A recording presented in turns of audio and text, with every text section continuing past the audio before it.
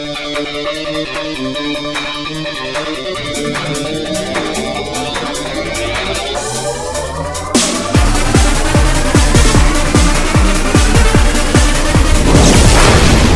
I'm Scott Woodwiss and welcome to highlights of the 2013 Thrustmaster Formula Sim Racing World Championship. After a 4-week summer break, the teams go to work once again for the second half of the season, which begins with Round 8, the Hungarian Grand Prix at the Hungaroring in Budapest. A Grand Prix venue since 1986, the Hungaroring is often referred to as Monaco without the barriers, with its tight and twisty nature and very few places to overtake. Despite this, Hungary has been known to produce great racing at times, with drivers, teams and fans alike hoping for more of the same this season. Morgan Morand began his fight back in the best possible way in qualifying by taking pole position from Bono Huis by what is almost certainly the tightest margin in FSR history, a mere 1,000th of a second. Rob van Starkenburg achieved a career-best third on the grid for GT Omega, ahead of Gergo Baldi, who lined up fourth for his home Grand Prix.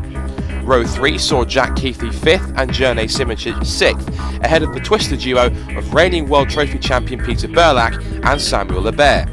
Eduard Calames and Philip Pushka chose not to set times in Q2 to start 9th and 10th. Blair Disley continued his impressive form with 11th, ahead of Jan Kostadinov and Marcel van der Linden, while Patrick de Wit appeared to struggle in Q1 and was forced to accept starting from 17th. To the race start, and Morand immediately moved across to cover Huis, but the precision driver was quick enough off the line to claim the inside line on the run to turn 1, while teammate Calames found Peter Burlak moving across on him, which forced the Estonian to put 2 wheels on the grass. Under braking for turn 1, Baldi tapped the back of Morand's car, pushing the go speed into Huis and Keithley. As the 3 cars ran wide, Baldi instantly capitalised and slipped by all 3 to take the lead. At turn 2, Morand held off substantial pressure from Huis and Keithley, with the GT Omega trying a move around the outside to no avail.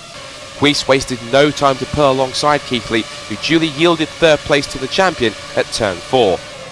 An attempt to pass Baldi by Morand for the lead a few corners later almost saw Huis grab second, but the go speed did enough to maintain the position. Starting lap 2, the top 3 ran line astern down the pit straight. Morand looked to the outside and left a gap that Huis tried to squeeze through, but Morand promptly shut the door to once again deny Huis a pass. The following corner saw Morand almost misjudge his braking, forcing his way inside of Baldi and into the lead for the first time. Huis waited patiently until the pit straight to take his turn on the Brem GP driver. In a straightforward move, Huis slid past Baldi for second and began to pursue Morand for the lead. Baldi's fortunes took a nosedive further around the lap when a technical glitch saw him lose substantial time and positions, dropping the home race hero down to 17th. Despite starting down the field, Patrick de Wit was making light work of the cars around him, and incredibly by the start of lap 4, the NetRex driver was into the top 5, showing an incredible turn of pace compared to the others. De Wit was quick to dispose of both GT Omegas ahead of him, passing Van Starkenburg into turn 2 and Keithley on the exit of 3 to put the Dutchman into third place, with his sights firmly set on Huis and Morand. De Wit caught Huis and Morand by the end of the lap, and a rare misjudgment from Huis at the final corner was all the invitation De Wit needed to move by to take second place. With one more target left, De Wit sized up Morand and took his chance at turn 6 to take the lead.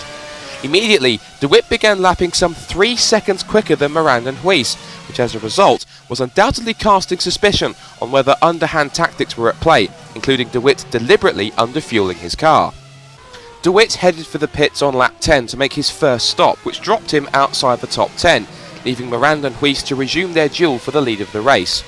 The 2 GT Omegas ran line astern in 3rd and 4th, ahead of Simoncic and Lebert, followed by Pushka, Calames, Burlak and Kostadinov. But the order didn't stay the same for long, as De Wit was already charging his way back through on fresh tyres and pulling off a series of bold overtakes to put himself back into third place by lap 14. Back at the front, Morand and Huis were held in a deadlock, as the tight confines of the Hungaroring circuit were making passing opportunities hard to come by. Huis dived for the pits at the end of lap 15, just as De Wit had sailed onto the back of the precision car.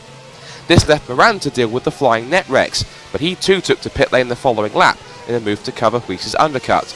But the extra lap didn't pay off, and Huis took track position just as Morand made the pit exit. All this left de Wit back out in front, but the Dutchman decided to pit for the second time on lap 17, giving first and second to Rob van Starkenburg and Jerne Simoncic. As de Wit rejoined, he slotted in just in front of Bono Huis, and straight away it looked as though de Wit wasn't running at the same blistering pace he'd been setting from the start. The trio caught van Starkenburg and Simoncic just as they were about to make their first stops, and as they peeled into the pits, de Wit reached the final corner, but appeared to hesitate on the exit, which compromised Huis's line. Morand wasted no time and immediately pulled alongside, using the tow from de Wit in front. But Huis had enough straight line speed to stay abreast with the Ghost Speed and stood his ground through turn 1. Morand wouldn't give up, and the two cars ran side by side through the next two corners before Huis came out still in front. But as the cars negotiated the chicane, de Wit again was late on the throttle and Huis became balked. Morand seized his chance and snatched second place into turn 8. 3 corners later, de Wit suspiciously ran wide across the runoff tarmac, allowing Morand and Huis through with the Ghost Speed now in front. By this point, the stewards had had enough, and shortly afterwards gave de Wit the black flag for his antics, disqualifying him from the race with immediate effect. Huis and Morand continued to run nose to tail for the next few laps, with the two cars scrapping for the lead on several occasions, but every time Morand was able to keep his nose in front. On one occasion, Morand moved across on Huis a little too much and forced the Precision to put 2 wheels on the grass, a move that would raise the eye of the stewards later on. Jack Keithley was running strong in 3rd place ahead of a charging Jerne Simoncic in 4th, with Rob van Starkenburg in 5th. The Twister cars ran 6th and 7th, with Burlak running ahead of Lebert, and Dejan Kostadinov was left to uphold honour for Netrex in 8th. Ivar Kalames was having an off day in 9th, and Philip Puška ran in 10th. After several more attempts to pass Morand over the next few laps, Bono Huis made his second stop just before half distance, with the intent of once again getting an undercut. After rejoining 6th and quickly passing Lebert, Huis spent a lap following teammate Peter Burlak, before taking the outside line into turn 1 for 4th. 4 laps later, it was Morand's turn to pit, but once again staying out longer than Huis proved to be the wrong decision, as Huis took the lead with a sizable gap to spare and Rob van Starkenburg in between. Morand made sure van Starkenburg didn't cost him too much time, and quickly passed the GT Omega at the final corner 2 laps later to retake second. With van Starkenburg pitting at the end of the lap, Morand continued to hunt down Huis for first. Peter Burlak ran in 4th ahead of Jack Keithley in 5th and Jerne Simoncic in 6th. Samuel Lebert held the second Twister racing car in 7th, while Gerger Baldi continued his quest back through the field in 8th. Ivar Kalames was still struggling for pace in 9th, and Philip Puška continued to run in 10th. Simoncic soon had Samuel Lebert for company in what became the fight for 4th, and for several laps the two cars ran together, until eventually Lebert caught the Ash Racing car's toe on the pit straight as they started lap 47 and made the move with relative ease. Eros Masciuli then decided to call it quits, with technical problems after another low-key race for him and the Pescara team. Netrex's embarrassing afternoon came to a premature end soon afterwards, when Dejan Kostadinov's pursuit of Philip Puška led to the Bulgarian losing traction on the exit curb of turn 9 and clouting the Armco. Puška's race didn't last much longer either, as he also went the same way as Masciuli and was forced to retire the car in the garage. During this time, Huis pitted once again and comfortably rejoined in 2nd place. With the field greatly spread out by this point in the race, the main focus was on the battle for the lead, with all eyes on Morand to see when he would pit for the final time. Huis's pace on new tyres was so great that in just 3 laps he was on Morand's tail, and catching the slipstream he darted to the inside at turn 1 to easily retake the lead. Huis was quick to pull out a gap, and eventually Morand took to the pits on lap 58 for his final stop, and exited with just 12 laps to go to close down Huis's advantage. Back to 6th, and a fantastic 3-way scrap was developing between the recovering Baldi, Simoncic and Lebert. Simoncic looked set to make a move on the Brem GP on the pit straight, and sensing this, Baldi immediately went defensive. Simoncic continued to press the issue, and in response simply drove clean around the outside to take the place. Lebert wasted no time to take his chance, and also relieved Baldi of another place 1 corner later. Then it was time for Huis to make his final stop, fitting another set of soft tyres and rejoining still ahead of Morand, only this time the Frenchman was much closer. Even so, Huis had track position, and it looked like despite Morand pushing as hard as he dared, there wasn't much he could do to stop the Precision. Gerger Baldi hadn't made much more progress after his earlier battles, and soon came across the lapped car of Zuhait's Cabo. Oddly enough, Cabo seemed reluctant to allow the Brem GP through, and Baldi was left frustrated when Cabba defended his every move. Baldi finally got the job done into turn 1 by forcing an outside pass, although many agreed that the move took longer than it should have done to complete. Taking his 5th victory of the season, Woodwiss took another step closer to a 4th consecutive World Championship with another hard-fought win in Hungary, making it his 4th visit to the top step of the podium at the Hungaroring. Morgan Morand once again was forced to settle for 2nd, but was relatively pleased with 18 valuable championship points to help maintain his position in the standings. And Jack Keithley took home another podium finish in 3rd, once again followed home by teammate Rob van Starkenburg. After the race, Morand once again found himself in front of the stewards, and as punishment for forcing Woodwiss onto the grass midway through the race, Morand was handed a 15-second time penalty which demoted the Frenchman to 3rd and pushed Jack Keithley a step higher on the podium.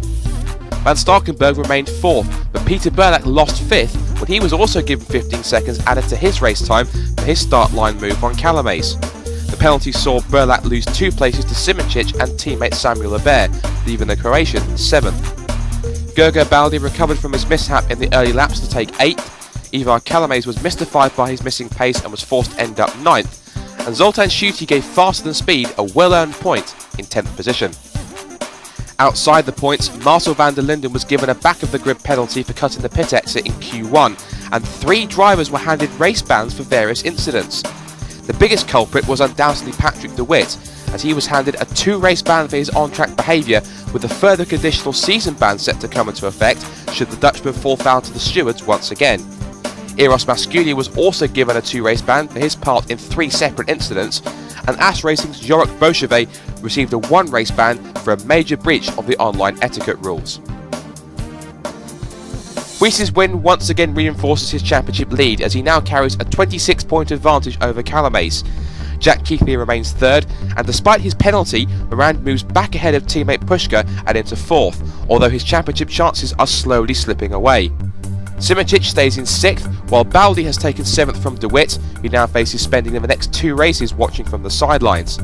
His Netrex compatriot Gostadanov is 9th, and Fredrik Nilsson is still in the top 10 despite his lengthy absence, and although fellow Twister driver Eduard Mallorqui is just 2 points behind, the Spaniard will want to maintain his World Series status. Precision's Constructors' points lead keeps on getting stronger and stronger, with a lead of 135 points over Ghost Speed, who themselves are in danger of losing 2nd to Precision's sister team GT Omega, thanks to their fine form of late. Twister Racing have moved back in front of Brem GP for 4th thanks to today's double points finish, while Netrex lose a place to Ash Racing and slip to 7th, and will surely be hit hard by de Wit's ban. The fight for 8th continues between Pescara and Biocross, and Faster Than Speed's position remains unchanged despite scoring a point. The next round is the European Grand Prix on the streets of Valencia. You can watch that race live as it happens by heading to simrace.tv on August the 18th. Qualifying starts at 4:15 PM GMT and the race at 5 PM. As always, you can sign up to the FSR Fantasy League for the chance to win Thrustmaster prizes at fantasy.formula-simracing.net. You can visit our forums at racedepartment.com for more league information, follow FSR on both Facebook and on Twitter, and subscribe to this channel for more FSR content. We hope you've enjoyed today's highlights. I'm Scott Woodwiss, and we'll see you in Valencia for round 9 of the 2013 Thrustmaster Formula Sim Racing World Championship.